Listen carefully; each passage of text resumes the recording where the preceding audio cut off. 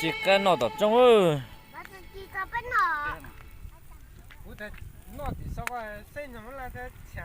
Đây thì y học hiện đại đã ứng dụng thành công công nghệ nano trong hỗ trợ điều trị rất bệnh tối tiểu ơi. đường, giúp giảm chi phí, tăng hiệu quả cho người bệnh. Thông tin này sẽ có trong cuộc tin vắn ngay sau đây. Viên uống Via Cú Good nhẹ số ứng dụng quà. thành công công nghệ nano sẽ giúp phân tách các dưỡng chất.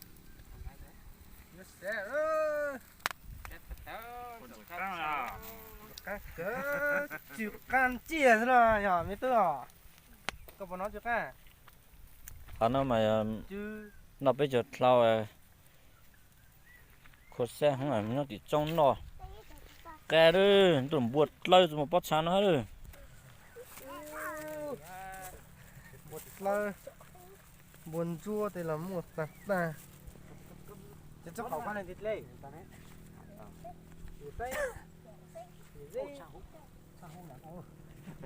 ta tỏ những nhà con gì hả Tao thấy à chứ chó con nó biết cái đó tao à biết cái sao cá này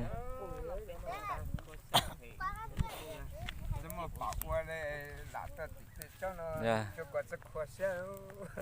chị ô thì cho nó nhưng mà ôn nó thì nó phải tôi chỉ lướt thang luôn chỉ thao lên chúng ta ôi thao lên tôi với tôi buồn nhục cái thao lên chúng ta ha cái gì tọt thì một sáng tôi ha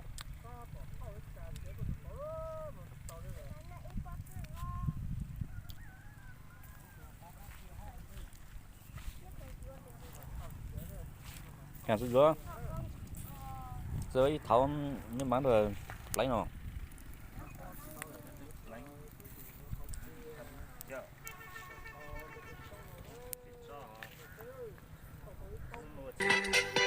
Cô thơ cha ra thơ thơ khô bên vì tư yêu ở đâu vì năng lúc xia vì tình vô hằng lòng tiêu yêu chỉ tu thao tu lo chuyện yêu chỉ đạo lâu vắng chỉ thơ na so so tình như ta đời đời cho trâu yêu thương có bỏ thốn tê chờ mấy đâu mong mơ sẽ có bỏ bờ để chuyện từ chân ly của nó nó tiếng nhẹ lòng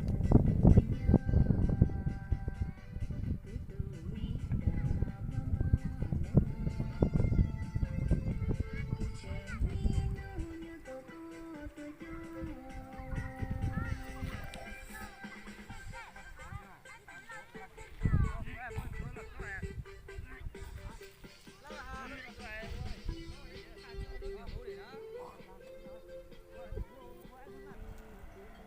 đào lao chế tu tí là mi nắng rong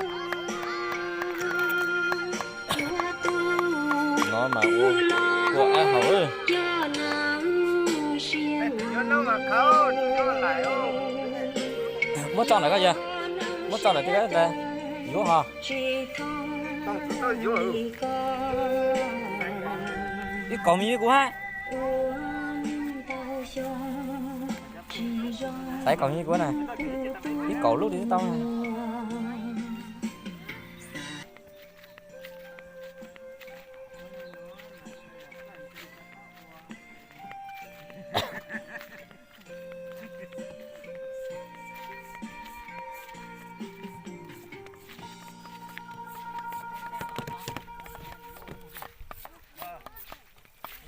lao chế tu tí là mi nắng rong hoa tu tư la cho nắng xiên do nắng xiên trong chỉ thông ly con uống tao xong chỉ rong tu tu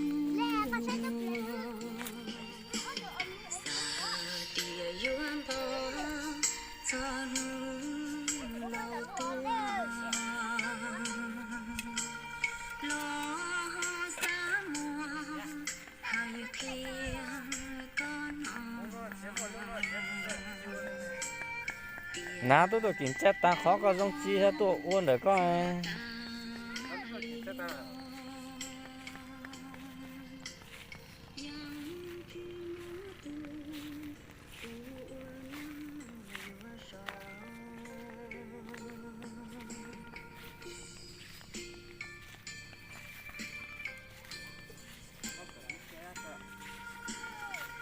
tự bé thì mo thì sao lúc cái chứ một cái chỗ này đổ xe rồi cái chỗ có gì không cái này không có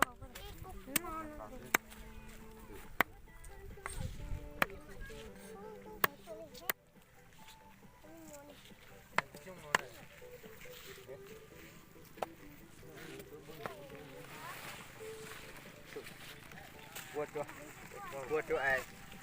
Janji mon dia, mon tay chu. bố không ăn đấy bố đây ạ Yung gặp trong sự.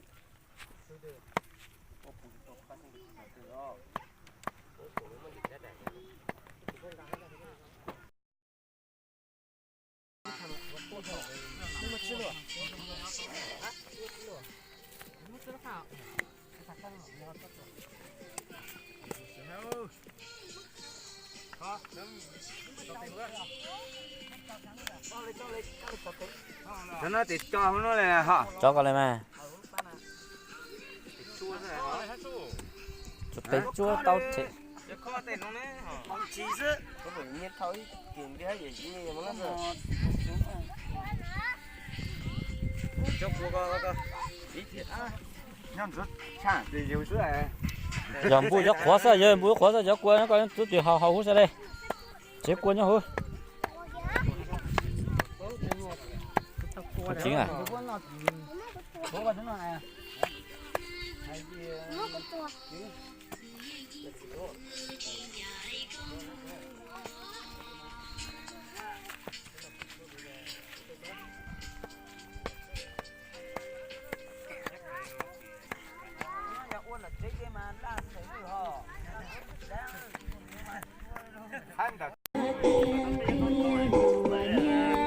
时代路是路旁，何须这个都是心。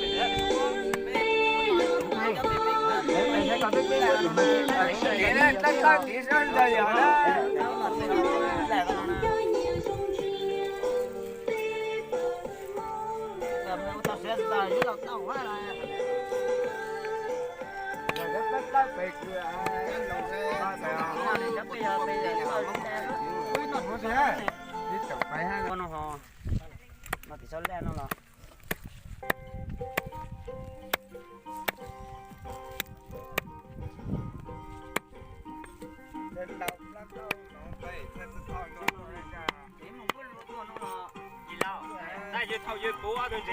Ta cho nó thôi ra. Nó bị lột xa này là cho nhiều. Bên nào cho nhiều bên thôi à. Tới vào phải tìm cái cho nó cái này. Chúng mà cho con đó. Nó cho nhiều ấy, đây nhiều luôn bây giờ không được hành xa này. Nè mày là nhiều nhiều nó.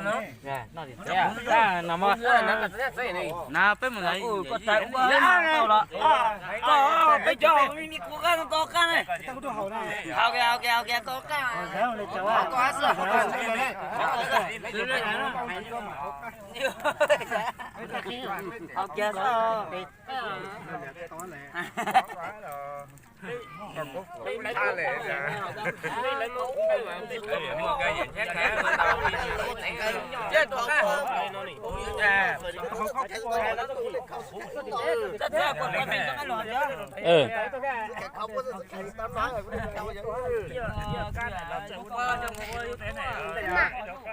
hả chú con nào thả nhá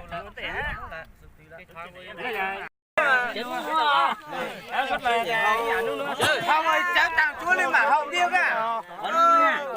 Đây thì chết có hậu điêu à? con yếu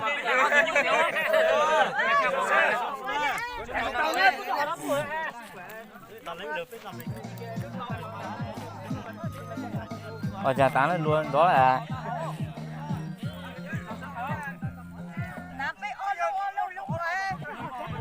Bác hỏi bà là cháu mấy lúc mà nhất lấy thì cái lúa khô đó à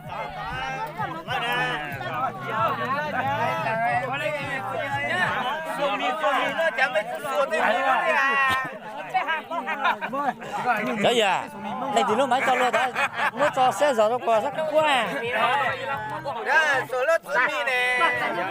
đấy nó đến chơi nó này Hỏi sao? chỗ nhá là chấm không biết cầm biết đây mà cho nó cho họ tôi ngàm một thiếu hậu kìa chứ hoặc cái tàng mà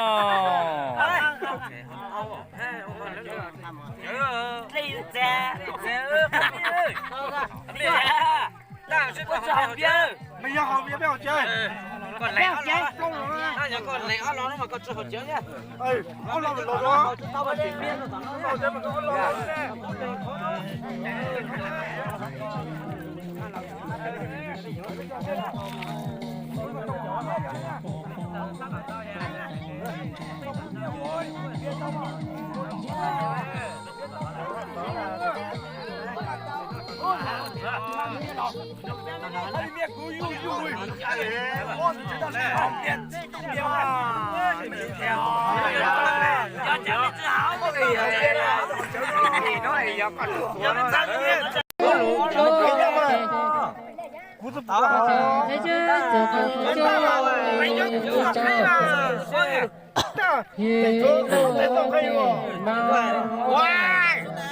Giờ có chọc cú lên ơi.